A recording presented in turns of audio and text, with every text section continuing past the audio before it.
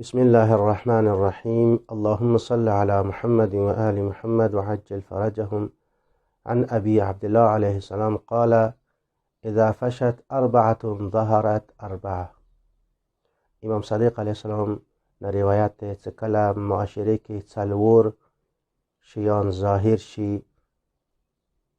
څلور شیان علنی شي، افشا شي، کلم کله انجام کیږي، ظهرت اربعتون، نو بیا څلور نوره عذابونه نزلیږي یا څلور نوره بلوانی نزلیږي. این داسې وایم چې کله مشرق کې څلور اعماله بې باکه خلک وګڼي، بالکل علني کولی شروع کی، نو بیا څلور بلوانی خدای طرفه، څلور مصیبتونه خدای طرفه نزلیږي. هغه کوم عمل نه دي؟ اول دا اذا فش الزنا ظهرت الزلازل. کله معاشره کې زنا علنی شي، زنا خلق پروا نه کوي، زنا بالکل کلم کله شروع شي، بیا معاشره کې زلزله شروع کیږي. سترګې وغړوه، نن سبا چې کوم دور دی، واقعا سړی حیران پاتې شي. اکثر میل چې فحشا طرف ته، زنا طرف ته لري، هغه یورپ کې. بیا یورپ کې هم ټول نه زیات فحش ترین ملک هغه ترکیه دی. څومره مخکې کومه زلزله وه، ممکن دی دا د هم اندغې نتیجه وي. و ایمو طرف ته هم ځینو ځایو کې که چیرې زلزلې شروع شي، پوه شه چې زنا علني شروع شوي دی. خدایه دغې قبیح عمل نه مو ټوله مؤمنان خدای محفوظ وساته. دویم: و اذا امسکت الزکات هلکت الماشیه. کومې معاشرې کې چې کله زکات خلک ودروي، نه یې ورکوي، زکات نه خلک منع جوړ شي، زکات ورباندې واجب وي، نه یې ورکوي، هغې معاشرې کې بیا د مال مویشي هلاکت بلا نزلیږي. یعنی زیادتر مال مویشي مړ کېږي، بیا زندانه پاتې کېږي. څومره مخکې پاکستان کې کومه د حیوانات والا کومه بیماری راغلی وه، بعیده نه دی څه کېدای شي یوه وجه همدا وي چې زکات خلک نه ورکوي.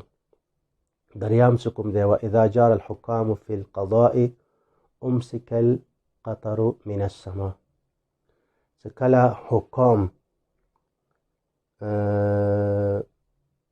کوم حکومت وقت، کوم حاکمان دي، هغوی قضاوت کې نعوذ بالله ظلم شروع کی، اسمان نه باران ودریږي، باران نه کېږي، خشکسالي رسي، قحط رسي. یعنی کومې معاشرې کې چې کله قضاوت کې نعوذ بالله ظلم وشو، ظلم کېږي، هغې معاشرې کې بیا خداوند عالم هغې علاقې باندې خداوند عالم بیا باران نه وروي، خشکسالي رسي. څلورم: و اذا خفرت الذمة نصر المشركون على المسلمین. کومې معاشرې کې چې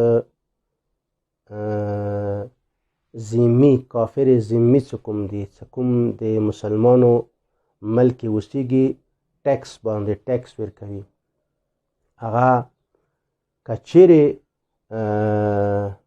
خیانت وکړي، درون خفره کسه هغه ته استعمالیږي، یعنی مطلب ننه طرفه یو کویو کندل. همو پښتو کې وایي چې مثال چې چاته کویو کندې خپله به کې غورځېږي. مطلب دا چې اچا ننه طرفه اچا درون کې کویو کندل، خپې ویل، ننه طرفه اچا خپې ویل. که چیرې دا شروع شول، کافر ذمي چې کوم دي هغوی کله دا کار شروع کړلو، نو بیا مشرکین چې کوم دي هغه مسلمانو باندې غالب کېږي. بلکې زه به دا روایت داسې وایم، دغه کوم شک دی چې که چیرې کومې معاشرې کې دروني دښمن پیدا شولو، دشمن هغه باندې بیا ډېر زر غالب کېږي.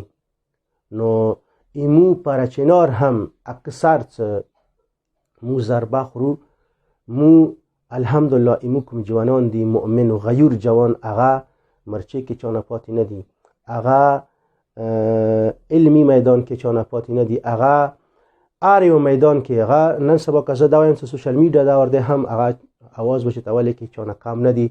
هر جوان لګیا دی هغه د خپلو حقوقو لپاره اواز اوچتوي، خو که چیرې مو ضربه خوړل دی هغه مو خپل دروني دشمن نه خوړلی دی.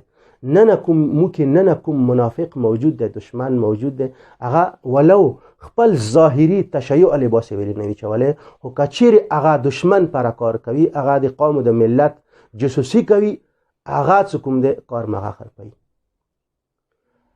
اصل مسئله ایمو نه خرپیږي. څه کله مو کې نه ظاهرا یو شیعه مسلمان مؤمن تشیع لباس چولی، یا ظاهرا د تعبد د عبادت لباس هم ځان باندې چولی دی، ظاهرا ټنډې کې مثال د سجدگاه نه کې هم ناصری، اما هغه د حکومت کارنده وي، حکومت ته کار کوي، هغه جاسوسي کوي، هغه دشمن ته کار کوي، صرف څو پیسو لپاره، صرف څو پیسو لپاره. کله چې کومې معاشرې کې دا څلور شیان ظاهر شول، هغه کې دا څلور بلواني: زنا وجې نه زلزلې رسي، زکات څه کله نه ورکوي، مال معاشي به مړ کېږي، کله چې قضا کې ظلم شروع شو اسمان نه باران نه اورېږي، کله دروني دشمن څه کله پیدا شولو، بیا خارجي کوم دشمن دی هغه انسان باندې غلیب کېږي. خداوند علم نه دعا کوو چې پروردګار علم مو د غوا ټولو ګناهونو نه محفوظ وساتي.